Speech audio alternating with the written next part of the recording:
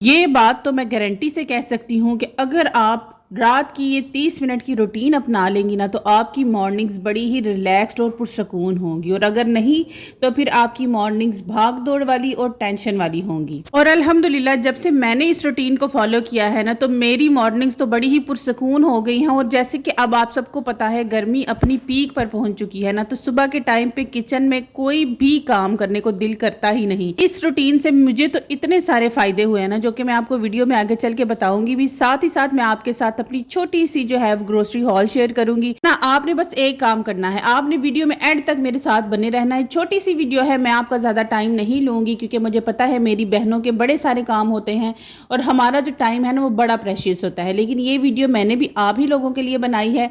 तो वीडियो को स्टार्ट करते हैं। अस्सलाम वालेकुम, क्या हाल चाल है और कैसे हैं सब? उम्मीद करती हूँ सब खैरियत से होंगे। अल्हम्दुलिल्लाह मैं भी ठीक ठाक हूँ।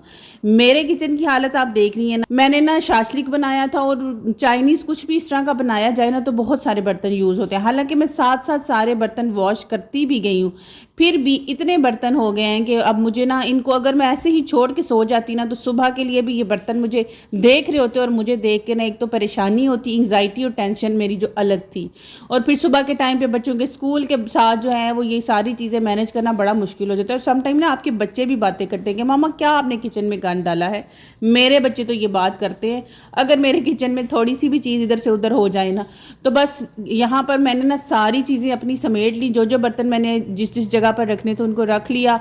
अच्छा, मैं आपको एक बात बताऊं, मैंने ना अपने इस 30 मिनट की ना एक लिस्ट बनाई होती है कि इस 30 मिनट में ना मैंने रात की क्या क्या काम है जो करने हैं। मोस्टली तो सिमिलर ही टास्क होते हैं, जैसे कि बर्तन वॉश करना, किचन को साफ़ कर देना, उसके बाद बच्चों की यूनिफॉर्म को चेक कर लेना, और अगर कभी कभार बच्चों के लंच के लिए कुछ प्रिपरेशन करनी हो ना। वैसे अब नॉर्मली मेरे बच्चे लंच नहीं लेके जाते, लेकिन कभी कभार उनकी फरमाइश आ जाती है कि मामा हमें ये बना दे या ये वाली कोई भी चीज़ बना दे, तो उसकी प्रिपरेशंस मैं करके रख लेती हूँ। उनके यूनिफॉर्म्स को चेक कर लेती हूँ, अगर वो प्रेस करने वाले हैं वो कर लेती हूँ। और इसी तरह ना आटा भी देख लिया करें कि अगर आटा गूंदने वाला है तो उसको भी ना गूंद के रख दिया करें, क्योंकि सुबह के टाइम पे कभी कभार ऐसे होता है हम पूरे दिन के काम करके ना थकी हुई होती है, और इस थकावट से ना कभी कभार ऐसे हो जाता है कि हमारी जो आंख है ना वो लेट खुलती है, कभी कभार नमाज भी छूट जाती है। इसमें कोई दो राय की बात नहीं है, कभी कभार ऐसा हो जाता है, हम इंसान हैं और जब बहुत ज्यादा काम कर लिए जाए ना तो हम थक भी जाती हैं। तो फिर इसलिए ना ये थोड़े से काम ऐसे होते हैं, अगर रात को ही हमने चेक करके रख लिए हो ना तो एक और बात, हमेशा तब ही ऐसा होता है जब आपने ना तो किचन साफ किया हो, ना आपने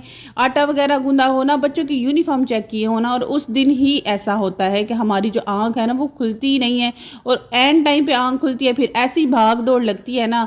कभी आपके साथ ऐसा हुआ है? अगर हुआ है तो मुझे कमेंट सेक्शन में ज़रूर बताइएगा। मेरे साथ ना 2-3 दफ़ा ना ये हादसा हो चुका है। तो मैं रात में जितनी भी थकी हुई हूँ ना, अगर मैं बर्तन ना भी धोऊँ ना उनको कवर करके रख देती हूँ, और उसके बाद बच्चों की यूनिफॉर्म एटलीस्ट लाजमी देख लेती हूँ। यहाँ पर ना अब मैं आपको दिखा रही हूँ कि जो मेरी ग्रोसरी है ना वो तकरीबन ख़त्म हो चुकी है। अच्छा, अब अगर आप ये कहें कि महीने के बीच में मैं ग्रोसरी हॉल शेयर कर रही हूँ, हम लोअर मिडिल क्लास से बिलोंग करने वाली जो सिंगल मदर्स होती हैं ना, जो बेवा है या जिनकी तलाक हो चुकी है या किसी भी सूरत में वो सेपरेटेड हो चुकी हैं अपने हस्बैंड से, तो हमारे लिए ना ये जो ग्रोसरी है एक खुशी का तो बड़ा ही बाइस है। लेकिन हम लोग ना इस तरह से कभी भी इकट्ठी ग्रोसरीज कर ही नहीं सकती है। हमें ना जितनी ज़रूरत होती है, हम लोअर मिडिल क्लास फैमिलीज़ की, या मैं सिंगल मदर की बात कर रही हूँ, जैसे कि मैं खुद भी एक सिंगल मदर हूँ, तो मैं अपनी बात कर रही हूँ कि मैं ना कभी भी ऐसे इकट्ठी ग्रोसरी करती ही नहीं। मुझे जो चीज़ की ज़रूरत होती है ना मैं सिर्फ वो लेती हूँ। हाँ, लेकिन कुछ चीज़ें ऐसी होती हैं, क्योंकि मैंने जैसे कि मेंशन किया है कि मैं ना एक वर्क फ्रॉम होम छोटी सी जॉब करती हूँ, उसमें ना मेरी कभी कभार 20,000 सैलरी आ जाती है और कभी ना 25,000 सैलरी आ जाती है। तो उसी सैलरी में ही मैंने पूरा मंथ जो है वो मैनेज करना होता है। लेकिन फिर भी कुछ चीज़ें मैं इकट्ठी ज़रूर परचेज़ करती हूँ, क्योंकि अगर खुदा न खास्ता कभी ऐसा हो मंथ के एंड पर मेरे पास पैसे ना हों तो कुछ ये सारी चीज़ें हों ताकि मैं बच्चों को खाना वगैरह बनाकर दे सकूँ। लेकिन अल्हम्दुलिल्लाह अल्हम्दुलिल्लाह अभी तक कभी भी ऐसा नहीं हुआ कि मेरे पास मंथ के एंड में भी पैसे ना हो और मैं अपने बच्चों को अच्छा खाना ना खिला सकूं। असल में ना मैं साथ में ना घर पे बैठे ही कुछ काम भी कर लेती हूँ ऐसे, जिनसे ना मैं घर पे बैठे ही कुछ और अर्निंग्स भी कर लेती हूँ। उससे ना मेरी डेली की थोड़ी बहुत इनकम हो जाती है। अगर आप लोग भी इंटरेस्टेड हैं ना कि घर पर बैठे कैसे पैसे कमाए जा सकते हैं तो आप मुझे कमेंट सेक्शन में ज़रूर बताइएगा।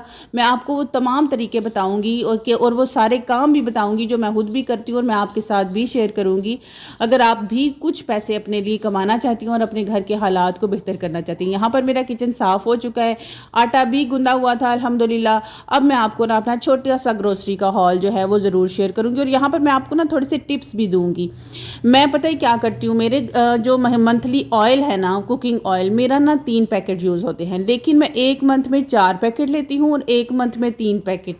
जिस मंथ में मैं 3 पैकेट लेती हूँ ना, उस मंथ में मैंने ना 1 पैकेट घी का ले लेना होता है। इसी तरह अगर चीनी की बात की जाए तो मेरे घर में ना इतनी ज़्यादा यूज़ नहीं होती है, बस 2 किलो ही चीनी काफ़ी होती है, लेकिन फिर भी मैं इसको क्या करती हूँ, 2 मंथ बाद में चीनी लेती हूँ ना तो वो मैं 4 किलो ले लेती हूँ, तो फिर एक मंथ जो है बीच में मेरा वो स्किप हो जाता है, तो वहाँ से जो पैसे बच जाते हैं उसको मैं किसी और चीज़ में डाल देती हूँ। अब चाय की पत्ती का एक ही दफ़ा मैं आधा किलो का पैकेट ले लेती हूँ, वो मेरा 2 से ढाई माह निकल जाते हैं, क्योंकि मैं अकेली ही चाय पीती हूँ, मेरे बच्चे चाय नहीं पीते और कभी कभार मेहमान अगर आ भी जाए ना तो वो कभी कभार ही आते हैं, इतना इसमें ना वो फिर पत्ती यूज़ नहीं होती है, तो फिर उससे जो पैसे बचते हैं ना, समटाइम आपको पता है वो चाइनीज़ बनाने के लिए, मैक्रोनीज़ वगैरह बनाने के लिए हमें सॉसेस वगैरह चाहिए होते हैं, तो इस तरह से ना फिर मैं सारी चीज़ें परचेज़ कर लेती हूँ। और अभी तक अल्हम्दुलिल्लाह मुझे 1 साल हो चुका है अपने घर पर आए हुए और कोई भी ऐसी चीज़ की कमी नहीं हुई मेरे घर में, अल्हम्दुलिल्लाह, अल्लाह का बड़ा शुक्र है। और ये सिर्फ होती है एक प्रॉपर मैनेजमेंट से, प्रॉपर अपनी जो बजट है उसकी प्लानिंग से, और बाज़ दफ़ा ना हमें डिफरेंट शॉप्स को ना देख लेना चाहिए, हर शॉप का ना अपना अपना रेट होता है, तो जहाँ से चंद पैसे बचे ना बस बचा लेने चाहिए। और यहाँ पर आपसे रिक्वेस्ट करूँगी कि आप अगर अभी तक मेरी वीडियो को देख रहे हैं तो यकीनन आपको वीडियो इंटरेस्टिंग भी लग रही है और पसंद भी आई है, तो पसंद आई तो मेरे चैनल को सब्सक्राइब, वीडियो को लाइक और शेयर करना मत भूलिएगा। और मैंने लास्ट वीडियो में भी एक बात कही थी कि हम लोग जो है ना वो एक वर्चुअल फैमिली की तरह हैं, ऐसे है जैसे मैं और आप, हम बहनें हैं या सहेलियां हैं, तो एक दूसरे के साथ बैठकर बातें कर रही हैं। तो मेरी बातों का जवाब आप मुझे कमेंट सेक्शन में दे सकती हैं, तो मुझे कमेंट सेक्शन में अपनी राय भी दिया करें। और जो बात मैंने कही कि अगर आप जानना चाहती हैं ना कि घर पर बैठे हुए मैं क्या काम करती हूँ, तो मैं अपने जो है वो अर्निंग्स करती हूँ या अपने घर को चला रही हूँ, तो ये भी मैं आपके साथ ज़रूर शेयर करूँगी अगर आप मुझे बताएंगे। तो आप लोग भी ना मेरी एक छोटी सी फैमिली हैं, तो मुझे आप अपने आपके जो कमेंट्स हैं ना वो हमारे लिए, हम यूट्यूबर्स के लिए, हम इन्फ्लुएंसर्स के लिए ना बहुत ज़्यादा मायने रखते हैं कि हमारी जो मेहनत है ना वो आप लोगों को पसंद आ रही है। तो बस फिर दुआओं में याद रखिएगा, इंशाल्लाह आपसे दोबारा मुलाकात होगी अच्छी और इन्फॉर्मेटिव वीडियो के साथ। अल्लाह हाफिज़।